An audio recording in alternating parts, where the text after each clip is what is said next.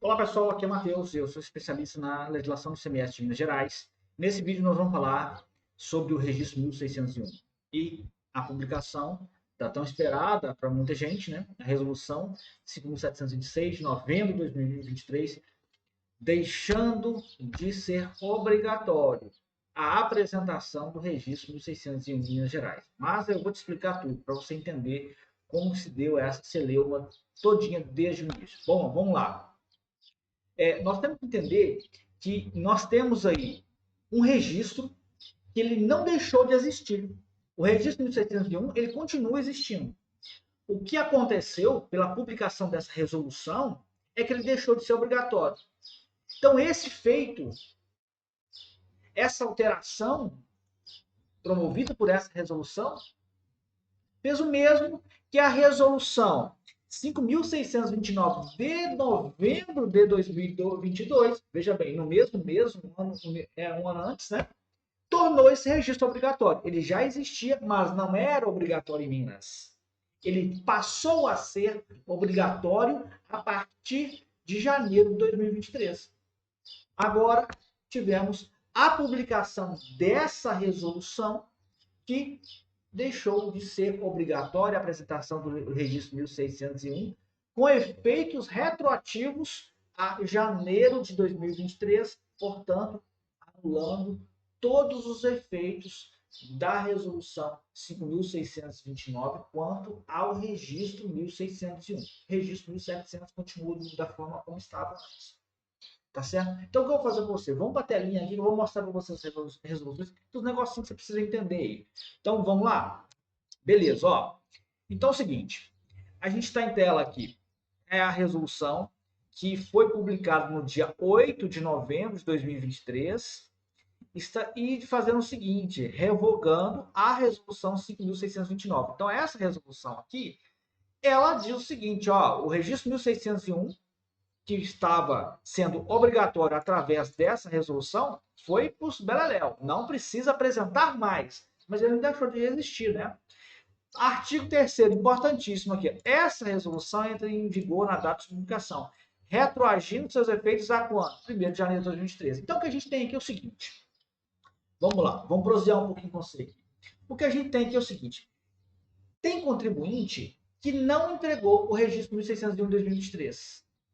E o que vai acontecer? Ele precisa ainda retificar suas EFDs, tendo conhecimento da publicação dessa resolução que tornou o registro 1601 facultativo, ou seja, não é mais obrigatório, retroagindo a janeiro? Não, ela não precisa retificar. Aquele contribuinte que entregou, que apresentou o registro 1601 em 2023, seguindo certinho que veio estabelecendo a resolução 5.629, ele precisa retificar os seus arquivos? Claro que não. Claro que não. Não precisa retificar nada. Tá? Agora, daqui para diante, esse contribuinte, ele deve apresentar o registro 1601? Não. Ele não é mais obrigatório, tá certo? Vamos voltar para a nossa telinha aqui. Então, olha só, a resolução que foi revogada é essa aqui, 5.629, que está na nossa tela, né?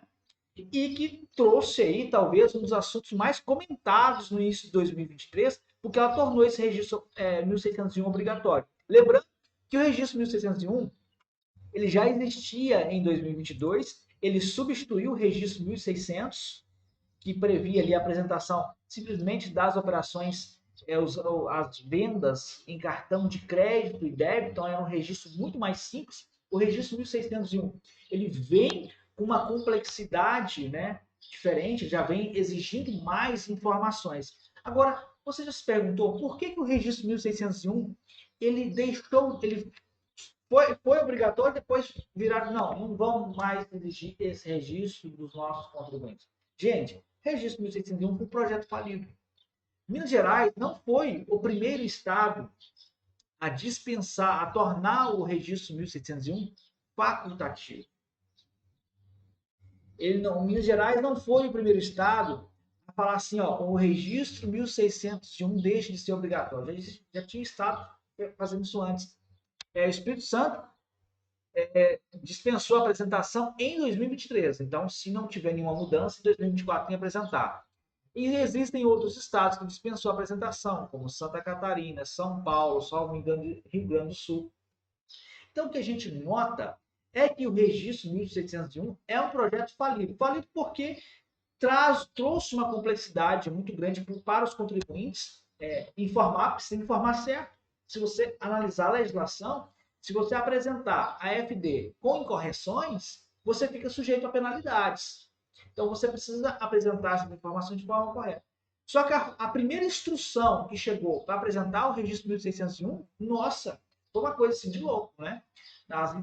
Primeiro que as informações não estavam batendo muito bem. Eu lembro que na época a gente fez aí umas 3 lives de atualização do registro 1601. Tivemos, não de Minas, mas de outros pessoas ligadas à Secretaria de Estado fazendo lives e passando informação como esse registro 1601 deveria ser apresentado, e essas informações não estavam corretas. Algumas, não todas, né? Pelo amor de Deus, né, gente? Mas tinha informações ali que não estavam. Para você ver que estava difícil até para o servidor público que trabalha em favor do fisco. Tá certo? E aí depois nós tivemos a publicação de outro manual que trouxe aí uma manifestação dos estados, como deveria ser apresentado o registro 1601, uma discussão que foi muito grande. Por exemplo, aquela empresa que tem matriz e filial, se os valores deveriam ser concentrados na FD entregue pela matriz, ou se cada estabelecimento deveria entregar.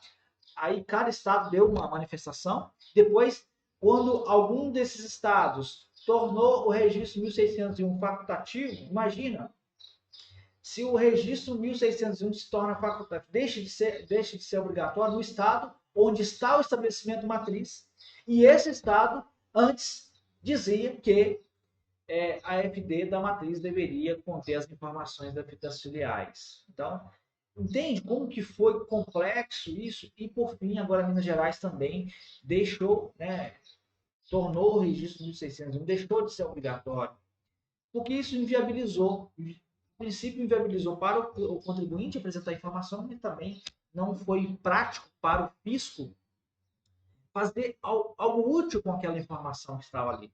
Até porque as administradoras de cartão e as empresas que intermediam o recebimento desses valores já prestam essas informações para o fisco. E aí fica a minha última pergunta para você.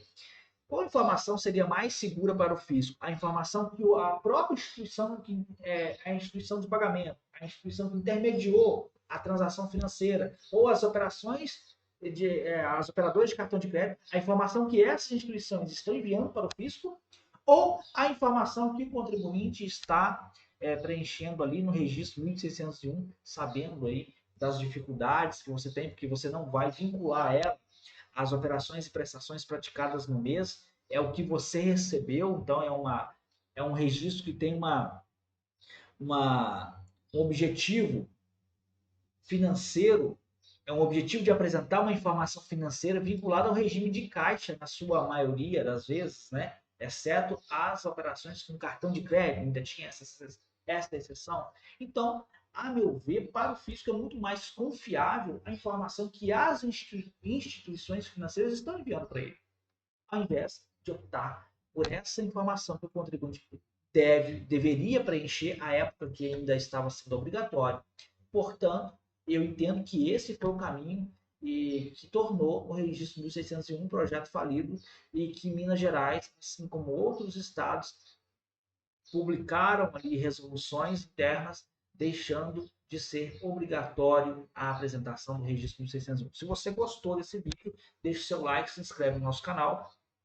Na descrição do vídeo aqui eu deixo aqui a legislação para você aprofundar e tomar seus conhecimentos. E tem também os nossos cursos. Se você trabalha com ICMS ou deseja se aprofundar os seus conhecimentos na legislação do ICMS, seja um iniciante, uma pessoa que trabalha mais tempo na legislação do ICMS, vou deixar para você aqui o link dos nossos materiais, dos nossos cursos em segmentos específicos que podem te ajudar a alavancar aí a sua carreira e o seu escritório contábil. É isso aí.